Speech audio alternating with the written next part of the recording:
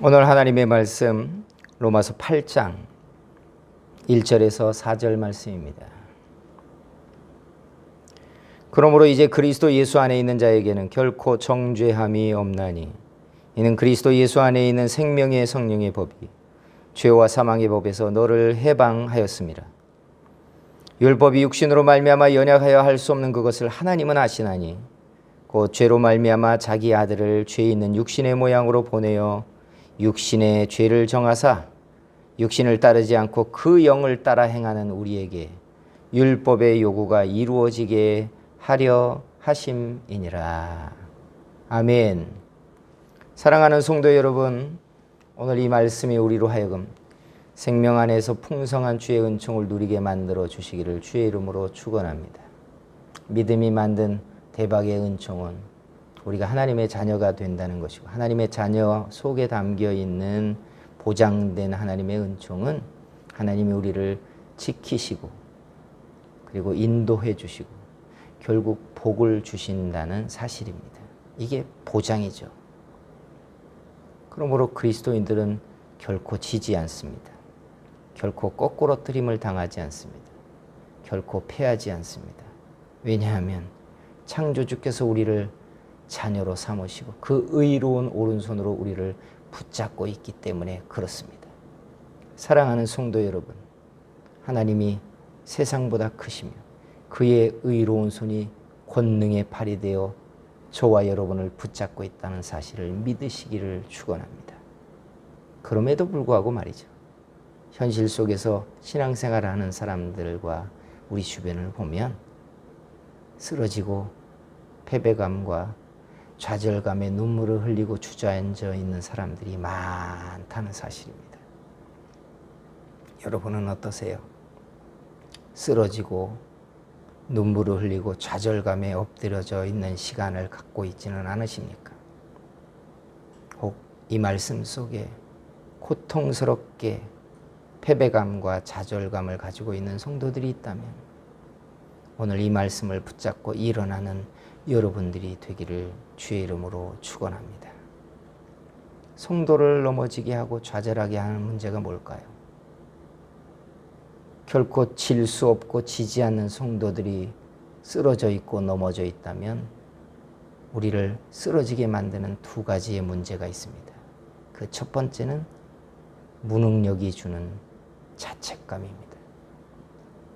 참 무거운 돌덩어리처럼 가슴을 짓누르고 일어날 수 없게 만드는 큰 문제가 바로 무능력이 주는 자책감이에요. 내가 능력이 없어서, 내가 부족해서, 내가 이것밖에 되지 않아서, 내가 이렇게 되었고 내 자식과 내 가정을 내가 감당하지 못했다고.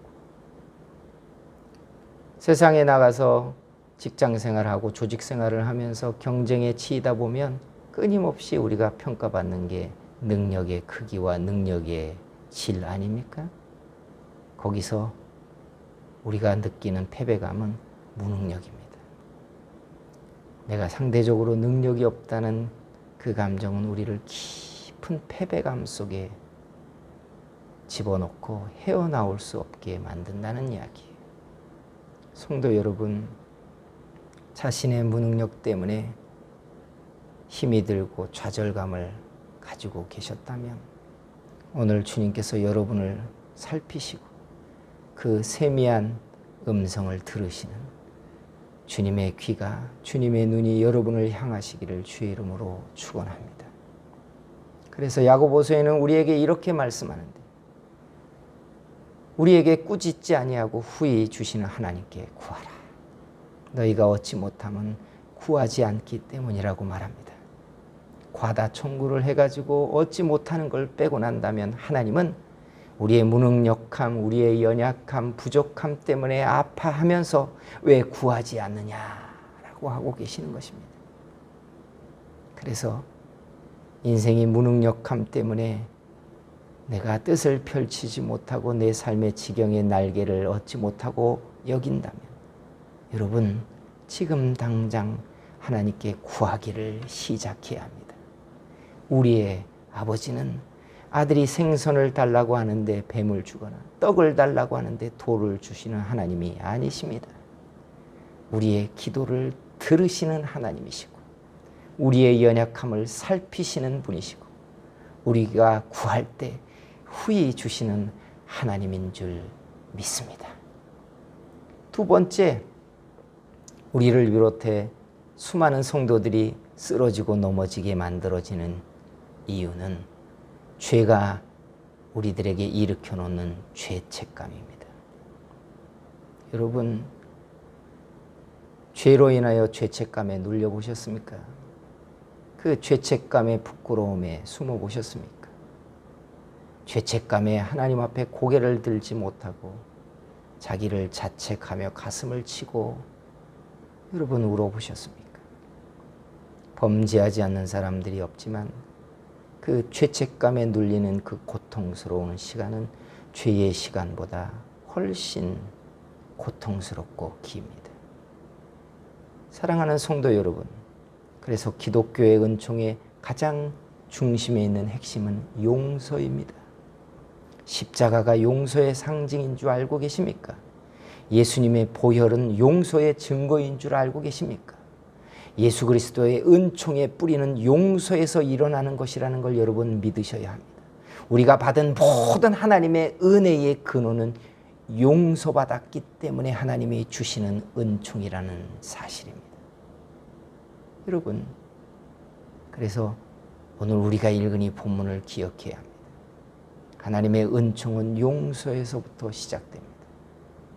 그럼에도 불구하고 왜 우리는 용서받지 못한 사람들처럼 계속해서 죄책감에 눌리고 죄책감에 무너지고 있을까요? 죄책감을 끝나지 않게 만드는 세 가지의 원인들이 있습니다.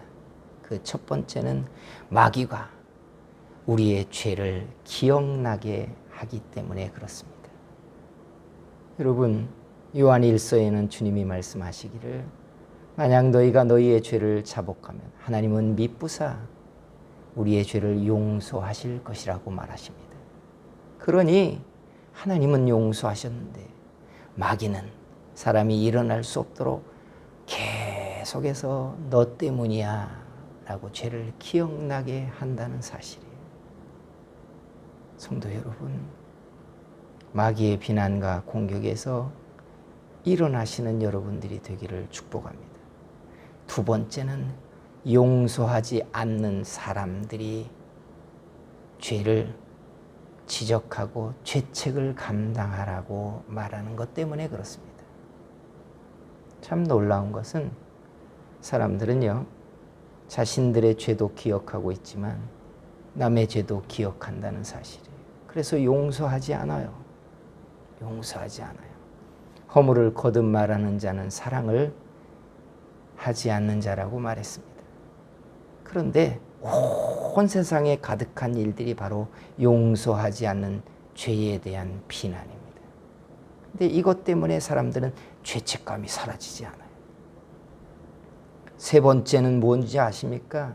죄가 만들어 놓은 망가진 결과들을 보면서 스스로 나 때문이야, 내가 이렇게 했어 하는 괴로운 자책감이 죄책감을 떨치지 못하게 한다는 사실입니다. 그렇죠? 자책감은 죄책감을 사라지지 못하게 합니다.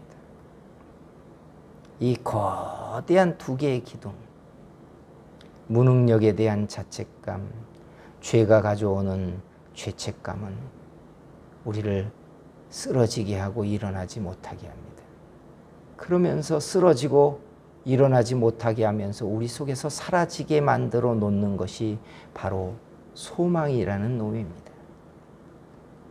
우리가 쓰러지고 넘어져 있는 동안에 우리에게 사라지는 건 바로 소망이에요. 소망이 없는 인간상을 여러분 생각해 보신 적이 있습니까?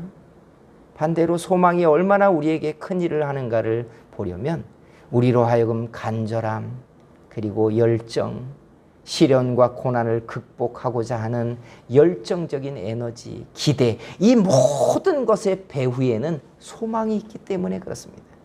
자기 인생에 대한 기대, 시련을 극복하고자 하는 도전, 열심, 산을 넘고 바다를 건너고자 하는 그 에너지는 다 소망이 있기 때문이에요. 사람들은요, 소망이 사라지고 나면 더 이상 새 일을 하지 않습니다. 고난을 극복하려고 하지 않습니다. 시련을 넘어서려고 하지 않습니다. 하나님 앞에 간절하게 매달리고 기도해야 될 이유가 마치 전기 코드를 빼버린 기계처럼 식어져 버리고 사라져 버리게 하고 만다는 사실이에요. 그래서 소망이 있어야 기도하는 겁니다. 소망이 있을 때 간절해집니다. 소망이 있을 때 시련을 넘어서려고 하는 겁니다. 소망이 있을 때 하나님께 매달리고 씨름을 시작하는 것입니다. 사랑하는 성도 여러분, 소망이 일어나는 사람들 되기를 소원합니다. 여러분 속에 소망이 여러분을 뜨겁게 하고 간절하게 하고 다름박질하고 열심을 식지 않게 하는 그런 은혜가 여러분에게 일어나지게 되기를 주의 이름으로 축원합니다.